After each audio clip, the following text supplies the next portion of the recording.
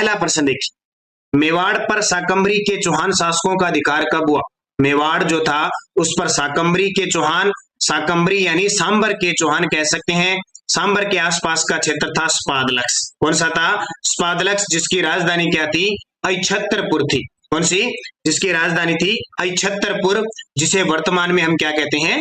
नागौर। तो शुरुआत जो हमारे राजस्थान के अंदर जो चौहानों की सबसे पहला वंश स्टार्ट होता है वो शाकंभरी के चौहान है, और 551 ईस्वी में वासुदेव चौहान ने इसकी शुरुआत की थी। तो मेवा शाकंभरी के चौहानों का एक शासक आया था वाकपति सेकंड। वाकपति सेकंड ने मेवाड़ पर अधिकार किया था 12वीं सदी में। कौन सी सदी में? 12वीं सदी में। अब आपको एक चीज ध्यान रखनी है, जब भी चौहान शासकों की बात आए तो आपको एक याद रखना है बिजोलिया शिलालेख, कि राजस्थान में चौहान शासकों की जानकारी कहां से मिलती है? बिजोलिया शिलालेख। तो 1170 ईस्वी में गुणभद्र के द्वारा रचा गया। उस समय अजमेर के शासक थे सोमेश्वर चौहान, तो पृथ्वीराज चौहान तृतीय के पिता थे, उनके समय रचा गया था संस्कृत भाषा में, और इसके जो उत्कीर्ण करता थे वो जैन ऋषि लोलाट थे। ये बात आपको याद रखना है। और एक प्रमाण इनका ये मिलता है, डॉक्टर दशरथ शर्मा के अनुसार ये वत्स गोत्रीय ब्राह्मण थे। कर्नल जेम्स टोड के अनुसार ये विदेशी थे। और चंद्र बरदाई एक प्रमाणित माना जाता है। चंद्र बरदाई और सूर्यमल मिश्रण, ये इनकी बात मानी जाती है। इनके अनुसार ये अग्निकुंड से उत्पन्न हुए हैं। शाकंभरी से निकलने वाली शाकंभरी चौहानों की सबसे प्राचीन शाखा कौन सी थी? तो शाकंभरी के चौहानों से निकलने वाली सबसे प्राचीन शाखा थी नाडोल के चौहान। आपको पेपर में कभी मिल जाए चौहानों की सबसे सबसे प्राचीन शाखा कौन सी थी? नाडोल के चौहान, जिसके संस्थापक लक्ष्मण सिंह चौहान थे। आपसे पूछे राजस्थान का प्रथम चौहान राज्य कौन सा था? शाकंभरी अजमेरवाड़ा। ये दोनों में अंतर है। तो नाडोल के चौहान का संस्थापक था लक्ष्मण सिंह चौहान, और बाद में ये नाडोल की शाखा जालोर के सोनग्रा चौहानों में मिल जाती है। अगला देखिए, निम्न में से कौन सा शासक जालोर के चौहान वंश से संबंधित नहीं है? निम्न में से कौन सा शासक है? जालोर में कौन सा वंश था? ये याद रखना, सोनग्रा चौहान वंश थे। कौन से? सोनग्रा चौहान वंश, जिनकी शुरुआत कीर्तिपाल ने की थी, और अंतिम शासक था काहनड़ देव। तो देखो, वत्स कीर्तिपाल शासक था, समर सिंह था और उदय सिंह था। ये वत्स राज है, वो गुर्जर प्रतिहार का शासक था। चौहान वंश के प्रतापी शासक विग्रहराज द्वितीय ने अनहिल पाटन के किस चौहान शासक को पराजित करके उसे कर देने से विवश कर दिया? तो चौहान वंश के प्रतापी शासक विग्रहराज ने मूलराज प्रथम, और यहीं से चौहान चालुक्य की जो शुरुआत होती है। अनिल पाटन गुजरात के अंदर है, जहां आपको याद होगा 1166 ईस्वी में पृथ्वीराज चौहान तृतीय का जन्म पिता सोमेश्वर माता कर्पूरी देवी के कोख से हुआ था। और सारे विद्यार्थी लगभग टॉपिक पढ़ चुके हैं। मैं यहाँ पे एमसीक्यू बेस के अनुसार जो मुख्य मुख्य बातें वो आपको इसके अंदर बता रहा हूँ। तो मूलराज प्रथम को हराकर सबसे पहले यहाँ से शुरुआत हो जाती है चौहान चालुक्य संघर्ष की, जो मिटाता कौन है? 1184 में पृथ्वीराज तृतीय। अजमेर के किस चौहान शासक ने दिल्ली की तोमर शासक को पराजित करके दिल्ली को अपने राज्य का अंग बना लिया था?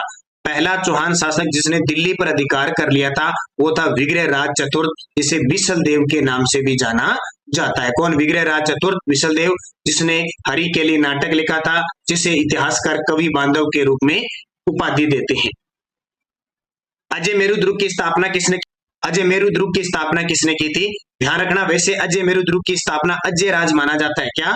अजय राज गढ़बिठली पहाड़ी पर माना जाता है, लेकिन अपवाद स्वरूप एक बार प्रश्न आया हुआ है कि अजय मेरु दुर्ग की स्थापना अजय पाल ने 7वीं शताब्दी में की थी। बस इतना याद रखना। वैसे अजय मेरु दुर्ग की स्थापना अजय राज ने ही की थी 12वीं शताब्दी में, ठीक है। लेकिन ये एक क्वेश्चन है कि अजय पाल ने 7वीं शताब्दी में अजय मेरु दुर्ग बसाया था। अब अजय मेरु दुर्ग को वर्तमान में क्या कहते हैं? तारागढ़ दुर्ग कहते हैं। पृथ्वीराज सिंसोदिया ने इसका दोबारा निर्माण करवाया था अपनी पत्नी तारा के कहने पर। गढ़बिठली पहाड़ी पर है। इसे राजस्थान का जिब्राल्टर, पूर्व का जिब्राल्टर और विश्व का दूसरा जिब्राल्टर कहते हैं। भी ताजा जो एग्जाम हुआ था शायद हाउसकीपर का, पता नहीं किसमें, उसमें क्वेश्चन आया था विश्व का दूसरा जिब्राल्टर किसको कहते हैं? तारागढ़ अजमेर, जहां सबसे ज्यादा क्या हुए? घरेलू आक्रमण। विग्रहराज चतुर्थ चौहानों को विद्वानों का आश्रयदाता होने के कारण किस उपनाम से जाना जाता है? यानी विद्वानों का आश्रयदाता होने के कारण जयानक भट्ट का नाम सुना होगा आपने। जयानक भट्ट जो पृथ्वीराज चौहान तृतीय के दरबार में रहता था, उसने इसे कवि बांधव की उपाधि दी। पृथ्वीराज तृतीय की आवश्यकता के दौरान शासन कार्य में उसके प्रधानमंत्री का सहयोग और मार्गदर्शन रहता है। यह प्रधानमंत्री कौन था? और आपको ये भी पता है कि हाल ही में पृथ्वीराज चौहान फिल्म भी आई है, देखी होगी आपने। उसमें प्रधानमंत्री होता है केमास, या जिसको कंदम दास भी कहा जाता है। पृथ्वीराज चौहान का जन्म हुआ था 1166 में, लेकिन 1177 में अपने पिता की मृत्यु, सोमेश्वर की मृत्यु के बाद पृथ्वीराज चौहान को गद्दी पर बिठाया गया। उस समय महज इसकी आयु देख लीजिए 11 वर्ष थी। इस कारण उसके प्रधानमंत्री केमास और उसकी माता कर्पूरी देवी संरक्षक के रूप में काम करती है। कौन पृथ्वीराज चौहान तृतीय के समकालीन शासक नहीं था? पृथ्वीराज चौहान 1177 से लेकर 1192 तक राज करते हैं। अजमेर और दिल्ली भी इनके कब्जे में होती है। उस समय कन्नौज का जयचंद गढ़वाल होता है, बिल्कुल। शिवंगिता से शादी करता है ये। गुजरात का नरेश भीम द्वितीय होता है, बिल्कुल। गोरी प्रदेश का मोहम्मद गोरी होता है, बिल्कुल सही है। दिल्ली सुल्तान इल्तुतमिश होता है, ये गलत है। उस समय दिल्ली सल्तनत शुरू नहीं हुई थी। मोहम्मद गोरी के साथ 2 युद्ध लड़ता है, फिर मोहम्मद गोरी का गुलाम कुतुबुद्दीन ऐबक दिल्ली सल्तनत की शुरुआत करता है 1206। चौहानों का मूल स्थान कहाँ माना जाता है? स्पादलक्स। आपसे पूछे चौहानों का मूल स्थान स्पादलक्स यानी सांबर के आसपास का क्षेत्र क्या था? स्पादलक्स। सांबर को क्या कहते थे? शाकंभरी। ठीक है, तो ये याद रखना। आप 2 चीजें ध्यान रखना, चौहानों की कुल देवी शाकंभरी माता यहाँ पे स्पादलक्स वाली, और जो कुल देवता वो हर्षनाथ। शाकंभरी के चौहान वंश के संस्थापक कौन थे? तो शाकंभरी यानी सांबर के चौहान वंश के संस्थापक थे वासुदेव चौहान। 551 ईस्वी में इन्होंने चौहान वंश की नींव डाली थी। किसके अनुसार? बिजोलिया शिलालेख के अनुसार। ये भी कहा जाता है कि सांबर झील का निर्माता भी किसको माना जाता है? वासुदेव चौहान। अगला प्रश्न देखिए, अजमेर नगर किसने बसाया था? जब बात आए अजमेर नगर की, तो अजमेर नगर अजयराज ने बसाया था। 1113 ईस्वी में इसने अजमेर नगर बसाया था, ये याद रखना। अजमेर, इसे वर्तमान में राजस्थान का हृदय कहते हैं, राजस्थान का नाका कहा जाता है। किसको? अजमेर नगर को। तो अजमेर यानी जो क्षेत्र है वो अजयराज है। यहाँ दुर्ग है, तारागढ़ दुर्ग, उसके लिए सारी बातें प्रचलित है। अजय देव के नाम से चांदी के सिक्के किस चौहान शासक ने चलाए थे? तो अजय देव के नाम से अजयराज ने चलाए थे। श्री अजय द्रुम नाम से चांदी के सिक्के चलाए थे और एक साइड अपनी पत्नी सोमलेखावती का नाम लिखवाया था।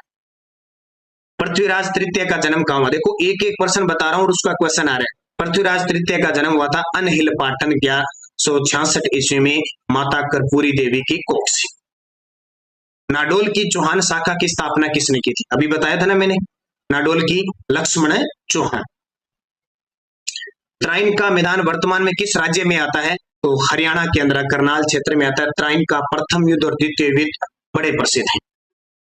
त्राइन के प्रथम युद्ध में किसकी हार हुई थी? सबसे पहले आपको याद रखना है, त्राइन का प्रथम युद्ध हुआ कब? 1191 में। किसकी हार हुई थी? मोहम्मद गोरी की हार हुई थी, मोहम्मद गोरी की। किस लेख में चौहानों को सूर्यवंशी बताया गया? देखो ये प्रश्न आ गया ना, किस लेख में चौहानों को सूर्यवंशी बताया गया है? हरिकेली नाटक में इन्हें सूर्यवंशी बनाया गया है। हरिकेली नाटक विग्रहराज चतुर्थ, जिसे विसल देव के नाम से जाना जाता है, उसके द्वारा लिखा गया। हरिकेली नाटक किसके द्वारा रचित? हरिकेली नाटक किसके द्वारा रचित है? विग्रहराज चतुर्थ। ये विग्रहराज चतुर्थ लगभग 1155 में गद्दी पर बैठते हैं और 1163 में मृत्यु होती है। कई जगह इनका कालक्रम 1153 से 1164 पे आ जाएगा, उससे आपको कंफ्यूज होने की जरूरत नहीं। आपको याद रखना है विग्रहराज चतुर्थ, हरिकेली नाटक, कवि बांधव, संस्कृत पाठशाला का निर्माण करवाया अजमेर में, और दिल्ली पर सबसे पहले कब्जा करने वाले चौहान शासक थे और चौहानों का स्वर्ण काल कहते हैं। ये चीजें सारी याद रखें। बिजोलिया शिलालेख की स्थापना किसके द्वारा की? देखो बिजोलिया शिलालेख की स्थापना किसके द्वारा की गई थी? जैन ऋषि लोलाक ने की थी। जबकि बिजोलिया शिलालेख को रचा किसने था? गुणभद्र ने। कब? 1170 में। और किस भाषा में है? संस्कृत भाषा में। जब ये रचा गया उस समय शासक कौन थे? सोमेश्वर चौहान थे। पूछे स्थापना किसके द्वारा की गई? लोलाक यानी उत्कीर्ण। पृथ्वीराज तृतीय के समय चंदेलों की राजधानी क्या थी? अब एक चीज ध्यान रखना, पृथ्वीराज चौहान जैसे ही गद्दी पर बैठा, इसके आप सामने बहुत बड़ी समस्या थी। एक तो भंडानक जाति का विद्रोह था जो पंजाब और भरतपुर क्षेत्र में थी। एक था इसके नागार्जुन भाई थे, उनका विद्रोह किया इसने। एक थे महोबा के चंदेल शासक परमर्दी देव। एक थे जयचंद गढ़वाल कन्नौज के। इधर से मोहम्मद गोरी की शुरुआत थी, इधर था भीम सेकंड। यहाँ ये सारी बड़ी समस्याएं थी, चारों तरफ से घिरा हुआ था। फिर इसने दिग्विजय नीति की शुरुआत की और सबको हरा दिया, लेकिन अंतिम में उसको बड़ा नुकसान झेलना पड़ा। तो पृथ्वीराज तृतीय के समय चंदेलों की राजधानी क्या थी? महोबा। कौन सी? वैसे देखो ये महोबा का युद्ध हुआ था 1182 में। इसे तुमुल का युद्ध भी कहते हैं, जेचाक बुगती बुंदेलखंड का युद्ध भी कहते हैं। और यहाँ के शासक कौन थे? परमर्दी देव थे। परमर्दी देव और पृथ्वीराज तृतीय के बीच युद्ध होता है, जिसमें परमर्दी देव के दो सेनापति आला और उद्दल मारे जाते हैं। निम्न में से कौन विद्वान पृथ्वीराज चौहान तृतीय के दरबार में नहीं था? देखो, चंद्रप्रदायी था, जनार्दन भी था, जयानक भी था, सोमदेव नहीं था। ये विग्रहराज जो चतुर्थ है बिसल देव, उसके दरबार में था, जिन्होंने ललित विग्रहराज ग्रंथ लिखा। त्राइन का प्रथम युद्ध किन किन के बीच हुआ? तो त्राइन का प्रथम युद्ध किन किन के बीच हुआ? चौहानों और तुर्कों के बीच हुआ। चौहान पृथ्वीराज चौहान तृतीय था, तुर्क मोहम्मद गोरी था। ऐसे भी वंश पूछ ले जाते हैं कई बार। किस शासक के शासनकाल को चौहान शासन का स्वर्ण काल कहते हैं? अब हर एक पर्सन मैंने पूरा दे दिया, हर एक पर्सन। तो किसको? बिसल देव या विग्रहराज चतुर्थ का काल। ध्यान रखना, सबसे ताकतवर शासक पृथ्वीराज चौहान तृतीय था, लेकिन स्वर्ण काल पूछे बिसल देव। किस अभिलेख में शाकंभरी के चौहान शासकों की उपलब्धियों का? राजस्थान में चौहानों का नाम आए, आपको बिजोलिया शिलालेख करना है। किस चौहान शासक ने पुष्कर में वराह मंदिर का निर्माण किया था? अर्णोराज, जिसे हम आनाजी के नाम से भी जानते हैं। ये वही अर्णोराज है जो 1133 से लेकर 1155 तक अजमेर की गद्दी पर बैठते हैं। इन्होंने पुष्कर में एक आना सागर झील का निर्माण भी 1137 में करवाया था। अर्णोराज की हत्या इसके पुत्र जगदेव ने की थी, इसलिए जगदेव को चौहानों का पितरंता कहते हैं। सम्राट पृथ्वीराज चौहान तृतीय के पिता कौन थे? पृथ्वीराज चौहान तृतीय के पिता सोमेश्वर चौहान थे। मोहम्मद गोरी का शासन कहां तक फैला हुआ था? तो आपको पता है कि मोहम्मद गोरी भारत के उत्तर पश्चिम क्षेत्र में आया था, तभी तो बठिंडा जो तबर हिंद सरहिंद है, वहां पे त्रैन के मैदान में युद्ध होता है। पृथ्वीराज चौहान का समकालीन गहड़वाल शासक कौन था? देखो, जो विद्यार्थी नए हैं, एकदम फर्स्ट पेपर की तैयारी नहीं है उनके लिए ये बहुत ही खास है, बहुत खास है। एक एक छोटा छोटा पॉइंट मैंने क्लियर किया है। हालांकि थोड़ा स्पीड से मैं बोल रहा हूँ, क्यों बोल रहा हूँ? क्योंकि लगभग विद्यार्थी क्या है कि वीडियो को 2.0 पे देखते हैं, स्पीड से देखते हैं, इसलिए मैंने पहले 2.0 बढ़ा दी इसको। पृथ्वीराज चौहान का समकालीन गहड़वाल शासक कौन था? तो जयचंद गहड़वाल था। संगीता वाला है ना, कोई जयचंद गहड़वाल। पृथ्वीराज की शासन प्रबंधन संभालने के बाद उसका प्रथम सैनिक अभियान किसके विरुद्ध था? तो सबसे पहले उसने अपने चचेरे भाई नागोर्जन को हराया था। आपको पता होगा कि 1187 में जब वो गद्दी पर बैठा तो महज उसकी आयु 11 वर्ष थी, और उसके जो नागोर्जन चचेरे भाई थे वो विद्रोह कर रहे थे अजमेर की गद्दी लेने के कारण, इसलिए उसने पहला अभियान यहाँ से स्टार्ट कर दिया। त्राइन के द्वितीय युद्ध में पृथ्वीराज की पराजय का कारण क्या था? तो द्वितीय युद्ध में आपको पता है कि त्राइन का प्रथम युद्ध हुआ, मोहम्मद गोरी भाग गया तो उसका पीछा नहीं किया और मस्ती से 1 साल निकाल दिया। तो मोहम्मद गोरी द्वारा युद्ध की पूर्ण तैयारी की गई, बिल्कुल, वो तो तैयार था बदला लेने के लिए। पृथ्वीराज द्वारा आमोद प्रमोद में व्यस्त रहना, बिल्कुल मस्ती की थी 1 साल। प्रथम युद्ध के बाद सैनिक शक्ति को पूर्ण रूप से संगठित नहीं करना, प्रयुक्त सभी। पृथ्वीराज तृतीय किस वर्ष अजमेर के शासक बने थे? देखो, हर एक पॉइंट, हर एक क्वेश्चन आपको मिल रहा है। पृथ्वीराज तृतीय किस वर्ष अजमेर के शासक बने? 1177 में। जन्म कब हुआ? 1166। त्राइन के युद्ध का विस्तृत विवरण किस ग्रंथ में प्राप्त होता है? तो जाहिर सी बात है, ये युद्धों का पृथ्वीराज के बारे में पृथ्वीराज रासो, ये पृथ्वीराज रासो ग्रंथ के रचयिता कौन है? चंद्रप्रदायी हैं, जिन्हें पृथ्वी भट्ट भी कहा जाता है। क्या कहा जाता है? पृथ्वी भट्ट। इनका जन्म 1148 लाहौर में हुआ था।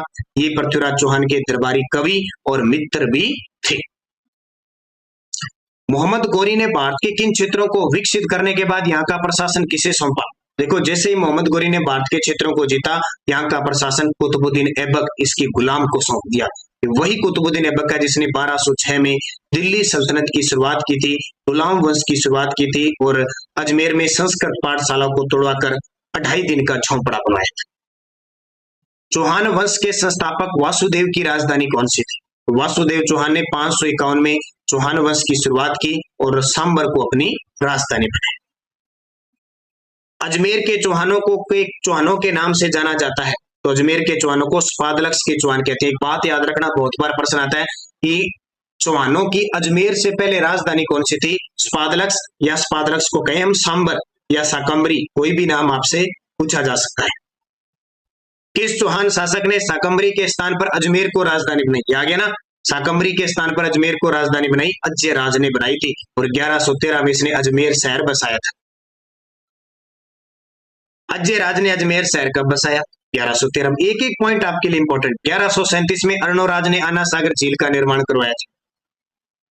निम्नलिखित 4 चौहान शासकों को कालक्रम के अनुसार व्यवस्थित कीजिए और नीचे दिए गए कूटों में से सही उत्तर चयन कीजिए। 4 शासक है, कालक्रम बताना है। ये प्रश्न अभी 2-3 बताऊंगा, ये अभी 2021 और 22 के एग्जामों में आए हुए। देखो, विग्रहराज चतुर्थ, सोमेश्वर पृथ्वीराज द्वितीय, पृथ्वीराज तृतीय। आपको पता है सबसे लास्ट में कौन आया था? पृथ्वीराज तृतीय।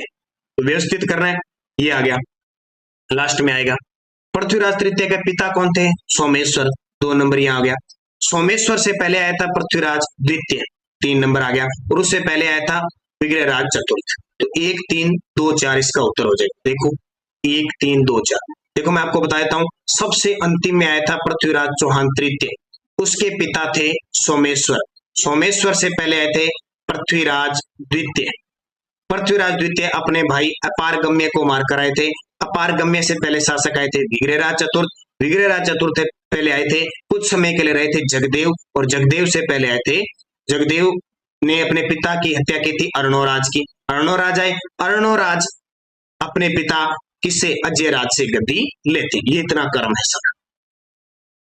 अर्णोराज के बारे में निम्नलिखित कथनों पर विचार ताजा ताजा अभी कुछ दिन पहले क्वेश्चन आया हुआ है, ये शायद सितंबर 2021 में कॉलेज लेक्चरर में आया था।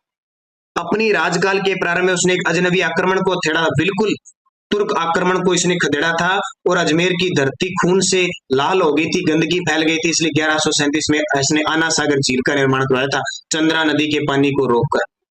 वह मालवा के नरवर्मन को पराजित करने में असफल रहा था, गलत है, सफल रहा था। उसने चालुक्य नरेश जयसिंह सिद्धराज की पुत्री से विवाह किया था, बिल्कुल किया था इसने। अंचल नाम था, कांचन नाम था उसका, उससे शादी की थी। वह अपने पुत्र के द्वारा मारा गया, बिल्कुल जगदेव के द्वारा मारा गया था, इसलिए तो इसे चौहानों का पितरंता कहते हैं। तो देखो क्या कह रहा है, सही कथन बताना। तो पहला ही सही है, तीसरा सही है, चौथा सही है। 1 3 4 सही है, 1 3 4। बहुत ही शानदार प्रश्न है, पेपर में आए हुए हैं सारे। पृथ्वीराज चौहान तृतीय का समकालीन चंदेल शासक कौन था? तो परमर्दी देव था, जिसके बीच 1182 में महुआ का युद्ध हुआ था, जिसे तुमुल का युद्ध भी कहते हैं। कौन सा पृथ्वीराज चौहान का मित्र था? कितना आसान प्रश्न है, फिर भी पेपर में आता है। चंद्र बरदाई, जिसे पृथ्वी भट्ट भी कहते हैं। पृथ्वीराज तृतीय और मोहम्मद गौरी के मध्य कितने लड़के? स्टार लगा लेना, ये प्रश्न आता ही आता है। अभी 29 जून को पता नहीं एक एग्जाम हुआ था, उसमें आया था। तो 2 युद्ध हुए थे, इनका प्रथम युद्ध और द्वितीय युद्ध। पृथ्वीराज चौहान तृतीय का समकालीन चालुक्य शासक कौन था? मैंने अभी आपको पूरा डायग्राम बता दिया। चालुक्य शासक था भीम द्वितीय। जयचंद कैडवाल वंश का था, परमर्दीदेव चंदेल वंश का था। सूफी संत ख्वाजा मनुद्दीन चिश्ती ने किसके शासनकाल में राजस्थान का भ्रमण किया था? तो 1192 में त्राइन के द्वितीय युद्ध के समय मोहम्मद गौरी के साथ ये आया था, भारत में आए थे ख्वाजा मनुद्दीन चिश्ती, और पृथ्वीराज चौहान तृतीय उसमें राजा थे। और आपको पता है अजमेर को इन्होंने कर्म भूमि बनाई थी। किस शासक द्वारा बनाए गए संस्कृत महाविद्यालय को कुतुबुद्दीन ऐबक ने 2.5 दिन के झोंपड़े में बदल दिया? तो संस्कृत महाविद्यालय विग्रहराज चतुर्थ ने बनाया था, लेकिन कुतुबुद्दीन ऐबक ने तोड़ के इसे 2.5 दिन का झोंपड़ा बना दिया। इस 2.5 दिन के झोंपड़े को राजस्थान की प्रथम मस्जिद कहा जाता है। 16 खंभों पर यह बनी है, और इसका डिजाइन करता अबू बकर था। कौन सा कथन असत्य है? कौन सा कथन असत्य? देखो, स्पादलक्ष चौहानों का मूल स्थान माना जाता है, बिल्कुल सही है। विग्रहराज चतुर्थ ने तारागढ़ दुर्ग का निर्माण करवाया, ये असत्य है, क्योंकि विग्रहराज चतुर्थ नहीं करवाया। तारागढ़, इसे पहले अजयमेरु दुर्ग कहते थे, अजयराज ने बनाया था। तारागढ़ दुर्ग पृथ्वीराज सिसोदिया ने बनवाया। चित्रपुर चौहानों की प्राचीनतम राजधानी थी, बिल्कुल सही है। पृथ्वीराज तृतीय अजमेर के चौहानों का अंतिम शासक था, बिल्कुल सही है, तो ये गलत है। अगला देखिए, किस चौहान शासक ने अजमेर को सबसे पहले अपनी राजधानी बनाई थी? तो सबसे पहले अजयराज ने बनाई। चौहान राजवंश का संस्थापक कौन था? तो कौन था? वासुदेव था, 551। अजमेर नगर की स्थापना के पहले अजमेर के चौहानों की राजधानी कौन सी थी? तो सांबर थी पहले। कौन सी? कथन देखो, सुवर्णगिरी दुर्ग का साका 1311 में हुआ था, बिल्कुल। सुवर्णगिरी यानी जालोर दुर्ग का साका हुआ था। मकराना शिलालेख में जालोर साके की जानकारी मिलती है, बिल्कुल मिलती है। जालोर दुर्ग में जौहर मेणादे ने किया था, जालोर दुर्ग में मेणादे ने, ये गलत है। मेणादे ने नहीं किया था, जेतल दे ने किया था, जो कानड़ देव की पत्नी थी। मेणादे ने जौहर सिवाना दुर्ग में किया था 1308 में, जो शीतल देव की पत्नी थी। सिवाना दुर्ग के साके में अलाउद्दीन खिलजी के सेनापति नारका और भोज मारे गए, बिल्कुल सही है। तो कथन है, अब आगे दे रखा गया, सही कूट का चयन कीजिए। तो ये भी सही है, ये भी सही है, ये भी सही है। तो 1 2 4 सही, 1 2 4 ये सही, ये प्रश्न पढ़ लेना, जिसने चौहान पढ़ रखा ना पूरा, ये प्रश्न पढ़ लेना, बस क्लियर हो जाएगा सब कुछ। डॉक्टर गोपीनाथ शर्मा ने जालोर के किस शासक को उस समय का भारत का महान व शक्तिशाली शासक बताया? तो जालोर का एक शासक था उदय सिंह, उसे डॉक्टर गोपीनाथ शर्मा ने भारत का महान, क्योंकि उसने ये जेतर सिंह ने, मेवाड़ वाले जेतर सिंह ने आक्रमण किया था, उसको असफल कर दिया। इल्तुतमिश ने आक्रमण किया था, उसको असफल कर दिया। इसकी बहादुरी को देखकर। दुर्गों के नामों के बारे में असत्य बताइए। देखो, जलालाबाद जालोर को कहते थे, बिल्कुल। किसने नाम रखा? अलाउद्दीन ने। खेराबाद सिवाना का नाम रखा अलाउद्दीन ने, सही है। बख्तरबंद रणथंभौर को कहते हैं, बिल्कुल सही है। उमठ दुर्ग तारागढ़ को कहते हैं, गलत है। उमठ सिवाना दुर्ग कहा जाता है। सिवाना दुर्ग जो बाड़मेर के अंदर है, इसे कुमठ दुर्ग भी कहते हैं। चौहानों पर प्रथम मुस्लिम आक्रमण किस चौहान शासक के काल में हुआ था? चौहानों पर प्रथम मुस्लिम आक्रमण दुर्बल राज के समय हुआ था। किसके समय? दुर्बल राज के समय पहला आक्रमण हुआ। वीर सातलदेव और सोम किस युद्ध में वीर गति को प्राप्त हुई? ये प्रश्न बता देता हूं, 21 सितंबर 2022 कॉलेज लेक्चरर के एग्जाम में आया था। वीर सातलदेव और सोम, ये सातलदेव के पुत्र थे सोम, ये हुए थे 1308 में सिवाना दुर्ग के साके में, जिस पर अलाउद्दीन खिलजी द्वारा आक्रमण किया गया। इसकी पत्नी जो मेणादे थी, वो वीर गति को जोहर किया था। यह सिवाना दुर्ग का साका कहलाता है और इस दुर्ग का नाम खेराबाद रखा। 12वीं सदी में सोनगरा चौहानों का शासन किस शासक द्वारा स्थापित किया गया?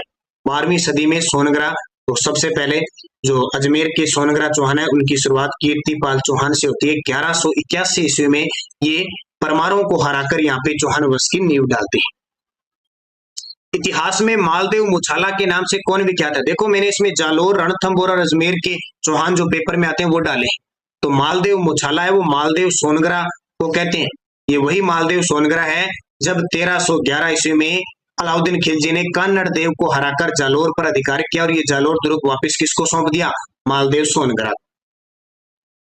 फरिश्ता के अनुसार अलाउद्दीन खिलजी का जालोर पर द्वितीय आक्रमण किस वर्ष हुआ था? तो 1311 ईस्वी में हुआ था। और यहाँ कान्नड़ देव और उसका पुत्र वीरमदेव मारा जाता है। क्यों आक्रमण किया जाता है? वीरमदेव जो कान्नड़ देव का पुत्र होता है, अलाउद्दीन की पुत्री फिरोजा से शादी नहीं करते हैं, इस वजह से एक युद्ध का बड़ा कारण होता है। ये मोहनोत नैणसी कहते हैं। जबकि फरिश्ता ये कहते हैं कि अलाउद्दीन खिलजी ने कान्नड़ देव का अपमान किया था, इसलिए आक्रमण हो। अगला देखो, अलाउद्दीन खिलजी की निम्नलिखित विजयों को कालक्रम अनुसार व्यवस्थित कीजिए। ये अलाउद्दीन खिलजी खिलजी वंश का दिल्ली सल्तनत का शासक था, जो 1296 में गद्दी पर बैठा और 1316 में इसकी मृत्यु हुई। अपने आप को ये द्वितीय सिकंदर कहता था। बड़ी प्रशासनिक व्यवस्था थी इसकी। इसने आपको कभी भी राजपूतों के बारे में राजस्थान पूछे तो दिल्ली सल्तनत में खिलजी ऐसा शासक था जिसने राजपूत राजाओं को हराया था, बाकी किसी ने नहीं हराया। और सबसे ज्यादा जो साके हुए हैं वो खिलजी की वजह से हुए। देखो, सबसे पहला साका हुआ रणथंभौर में 1301 में, फिर दूसरा साका चित्तौड़गढ़ में 1303 में, तीसरा साका सिवाना में 1308 में, और फिर जालोर का साका 1311। अब मिला लो कालक्रम में विजय अलाउद्दीन खिलजी ने। ए उत्तर आएगा, फिर डी, ए आएगा, सी आएगा, डी आएगा, ए सी डी ये आएगा। या हमीरदेव चौहान शासक था, या कान्नड़ देव था, या रतन सिंह था, या शीतल देव था। पत्नियां बता देता हूं, या रंग देवी थी, जालोर में जेतल दे थी, चित्तौड़ में पद्मिनी थी, सिवाना में मेणादे थी। चौहान राजवंश के निम्नलिखित शासकों को कालक्रम अनुसार व्यवस्थित कीजिए। फिर शासक आ गए। ये दोनों प्रश्न पेपर में आए हुए हैं। अब यहां से आपको देखना है कि अर्णोराज, अजयराज, पृथ्वीराज प्रथम और विग्रहराज चतुर्थ। तो इनमें से सबसे लास्ट में विग्रहराज चतुर्थ है, 4 नंबर। विग्रहराज चतुर्थ से पहले अर्णोराज आए थे 3 नंबर, फिर आए थे अजयराज 2 नंबर, और फिर पहले आए थे पृथ्वीराज प्रथम। ये आ गया। कुछ अंदाजा रखना है आप। अर्णोराज के बारे में निम्नलिखित कथनों पर विचार कीजिए। दोबारा प्रश्न आ गया अभी, इसका उत्तर ये हो जाएगा, मैंने पहले बता दिया, आपको दोबारा नहीं बताऊं। अब देखिए, जालोर के चौहान शासकों में से कौन से राजा को दिल्ली के किस सुल्तान के आक्रमण का सामना नहीं करना पड़ा? जालोर के चौहान शासकों में से कौन सा ऐसा राजा था जिसको दिल्ली के सुल्तानों के आक्रमण का सामना नहीं करना पड़ा? वो चाचिंग देव था। इसके समय कोई दिल्ली सुल्तान ने आक्रमण नहीं किया। रणथंभौर दुर्ग पर दिल्ली सुल्तान अलाउद्दीन खिलजी के आक्रमण करने का मुख्य कारण क्या था? ये रणथंभौर जो दुर्ग है, इसे अबुल फजल ने बख्तरबंद दुर्ग कहा था। 1194 ईस्वी में पृथ्वीराज चौहान तृतीय के पुत्र गोविंद राज तृतीय ने यहाँ चौहान वंश की नींव डाली थी। तो यहाँ भी अलाउद्दीन खिलजी ने आक्रमण किया था। क्योंकि अलाउद्दीन खिलजी का एक सेनापति था मोहम्मद शाह, जिसने अलाउद्दीन खिलजी की बेगम थी चिमना बेगम से प्रेम करने लग गया था उसको मारने के लिए। लेकिन अलाउद्दीन खिलजी का ये सेनापति मोहम्मद शाह किसकी शरण में चला गया? मीरदेव चौहान की। और हमीरदेव शरणागतों का रक्षक और हमीर हटी था, उसने उसको पनाह दी थी और अलाउद्दीन खिलजी ने आक्रमण किया। देखो, अलाउद्दीन के विद्रोही सेना नेता मोहम्मद शाह को अमीर द्वारा शरण दी गई थी।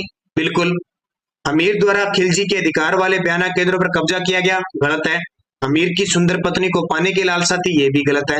ए नंबर इसका सही जवाब हो जाएगा। मुख्य कारण था, मैंने बता दिया।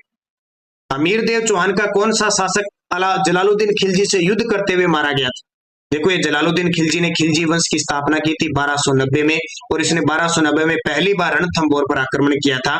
और जब आक्रमण किया था तो जलालुद्दीन खिलजी ने जब आक्रमण किया था तो हमीरदेव चौहान का एक सेनापति था गुरदास सैनी मारा गया था। बार बार जलालुद्दीन खिलजी आक्रमण करता है लेकिन कभी जीत नहीं पाता अमीरदेव चौहान से। लास्ट में एक बात कहता है कि ऐसे 10 दुर्गों को मैं मुसलमानों के इकबाल के बराबर नहीं समझता। आपसे सीधा एक क्वेश्चन पेपर में आ जाएगा, अमीरदेव चौहान का संबंध किस दुर्ग से है? रणथंभौर दुर्ग से है, जो हमीर की आन बान शान का प्रतीक है। ये हमीरदेव चौहान है ना, ये अमीरदेव चौहान, ये 1282 में गद्दी पर बैठता है और 1301 में ये अलाउद्दीन खिलजी के उस आक्रमण का शिकार हो जाता है, क्योंकि शरणागतों का इसने मोहम्मद शाह को शरण दी थी। ये अपने इतिहास में हट के लिए प्रसिद्ध है और शरणागतों की रक्षा के लिए प्रसिद्ध है, इसलिए इसके बारे में कहा जाता है कि सिंह सुवन सतपुर सवचन कदली फल तिकबार तिरिया तेल हमीर हट चढ़े न दूजी बार। इसके लिए कहा जाता है, ये ध्यान रखना। अमीरदेव चौहान के साथ विश्वासघात किसने किया था? तो विश्वासघात किया था रणमल व रतिपाल ने किया था। इनके विश्वासघात के कारण अलाउद्दीन खिलजी जीतता है। अमीर रासो ग्रंथ के रचयिता कौन है? अब थोड़ी सी डिटेल बताता हूं मैं, यहाँ पे समझाओगे तो अच्छी बात है। रणथंभौर दुर्ग का साका पूछे तो 1301 में हुआ था, 11 जुलाई 1301 में। शासक था हमीरदेव चौहान, आक्रमण किया था अलाउद्दीन खिलजी के उलुग खां और नुसरत खां ने। हालांकि ये नुसरत खां मारा जाता है पहले आक्रमण में, उलुग खां इसके साथ आता है कमालुद्दीन गर्ग। अमीरदेव चौहान की पत्नी होती है रंग देवी और इसके सेनापति होते हैं रणमल रतिपाल, जो क्या करते हैं? विश्वासघात करते हैं। इस कारण अमीरदेव चौहान और रंग देवी, यहाँ ये जोहर केसरिया होता है और पहला जल जोहर होता है और राजस्थान के इतिहास का प्रथम साका होता है। अमीर खुसरो ने इस दुर्ग के बारे में कहा कि जब अलाउद्दीन खिलजी जीत गया तो कहा कि आज जो इस्लाम विरोधी गढ़ है वो टूट गया, या आज कुफर का दरवाजा टूट गया। देखो, हमीर रासो ग्रंथ के रचयिता है हमीर रासो जोधराज ने लिखी थी। एक हमीर रासो और लिखी थी, वो सारंगधर ने लिखी थी। हमीर हट चंद्रशेखर ने लिखी थी। पृथ्वीराज तृतीय की आवश्यकता के दौरान शासन कार्य में उसके प्रधानमंत्री का सहयोग था केमास। कई परसेंट रिपीट है, ठीक है। निम्न में से कौन सा कथन असत्य है? कौन सा कथन है असत्य है? देखो, टोड चौहानों को विदेशी मानते हैं, बिल्कुल। ओझा चौहानों को सूर्यवंशी मानते हैं, बिल्कुल। डॉक्टर दशरथ शर्मा बिजोलिया लेख के आधार पर चौहानों को ब्राह्मण वंश से मानते हैं, बिल्कुल। पृथ्वीराज रासो में चौहानों को चंद्रवंशी बताया गया, ये गलत है। पृथ्वीराज रासो तो अग्नि से मानते हैं, अग्निकुंड से। रणथंभौर में चौहान वंश की शुरुआत किसने की थी? रणथंभौर में चौहान वंश की शुरुआत किसने की थी? तो रणथंभौर में गोविंदराज ने। कब? 1194। किस लेख में चौहानों को सूर्यवंशी बताया गया? अभी मैंने बताया था हरिकेली नाटक, जो किसने लिखा था? विग्रहराज चतुर्थ। किस प्रशस्ति में सीकर में स्थित हर्षनाथ के मंदिर का निर्माण अल्लठ द्वारा किए जाने का और चौहानों के वंश क्रम का उल्लेख है? तो प्रशस्ति कौन सी होगी? हर्षनाथ प्रशस्ति होगी। और हर्षनाथ को यहाँ शाकंभरी के चौहान वंश का कुल देवता भी कहते हैं। बिजोलिया शिलालेख की स्थापना किसके द्वारा की गई? देखो आ गया, बिजोलिया शिलालेख की स्थापना किसके द्वारा की गई? जैन ऋषि लोलाग के द्वारा। रचा गुणभद्र ने, शासक सोमेश्वर था। पृथ्वीराज तृतीय के समय चंदेलों की राजधानी क्या थी? तो चंदेलों की राजधानी महोबा।